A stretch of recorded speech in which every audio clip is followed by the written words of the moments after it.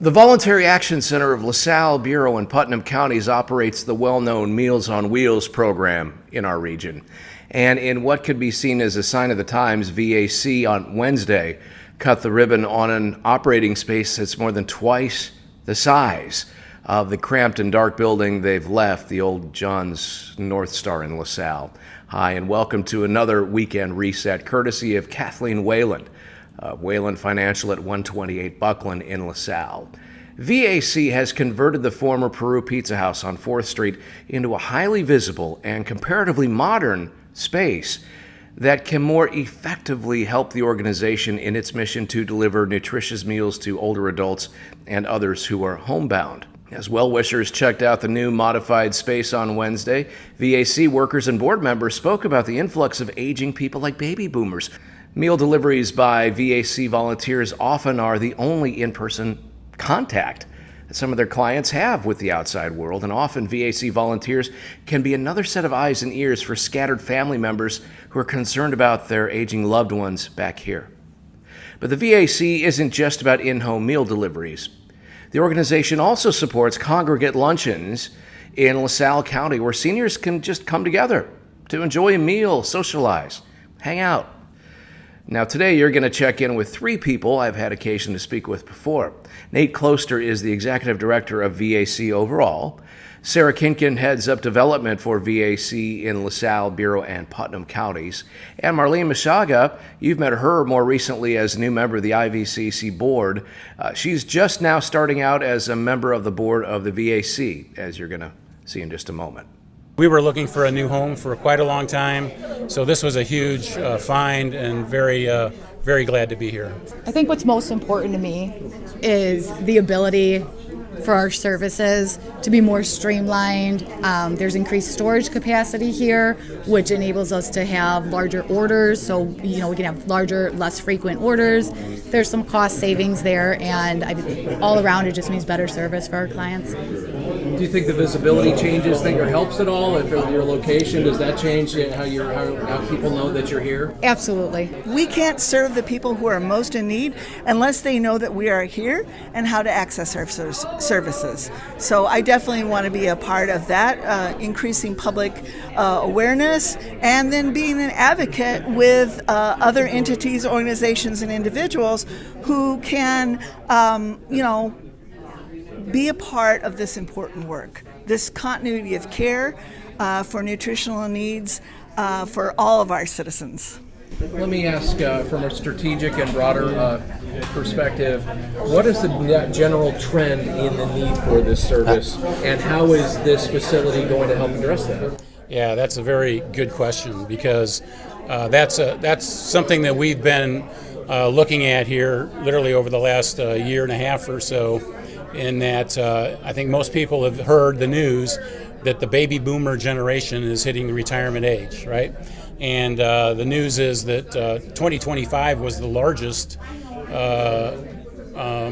number of people in that population that reached that 65 retirement age, okay?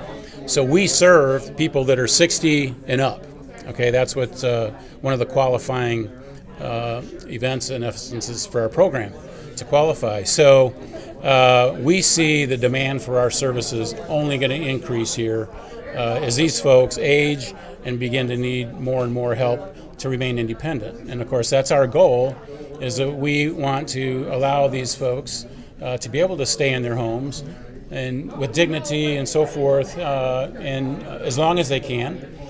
We come alongside their caregivers. You think of the family members, friends, and neighbors who also help their neighbor, these folks, why we can be part of that and relieve the pressure, at least, during the day when we bring them a hot meal and so forth.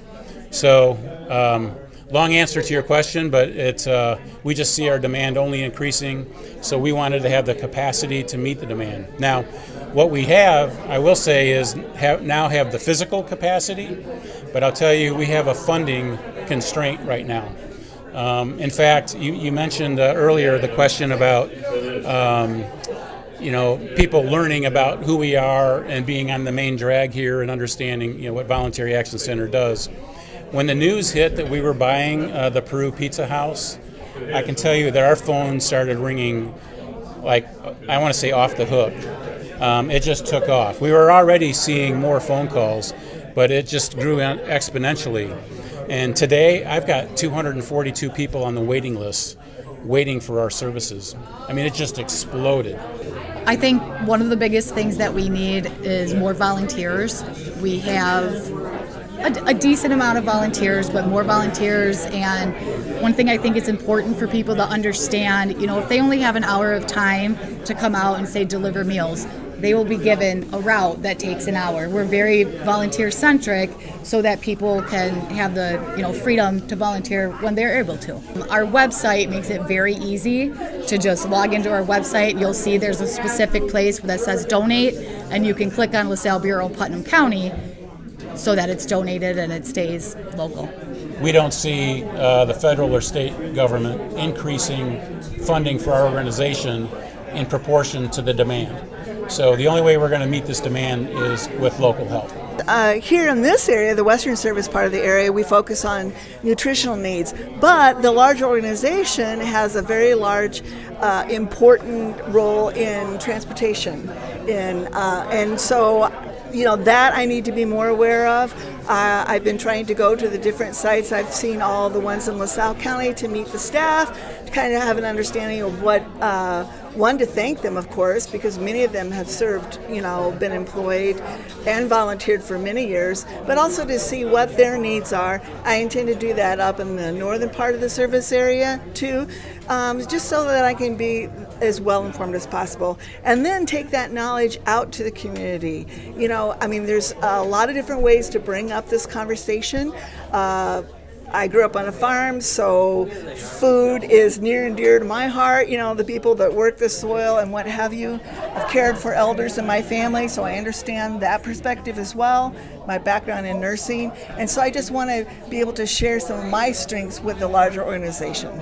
If you want to help, cash always is helpful. So are licensed and insured drivers to deliver meals. And again, they're flexible. If you can give an hour, they'll give you an hour's worth of work. No effort or donation is too small, especially given the trends you just heard about and the increasing need for help. Thanks, Kathleen Whalen of Whalen Financial at 128 Buckland in LaSalle for paying for this weekly project. I'll talk to you in the morning.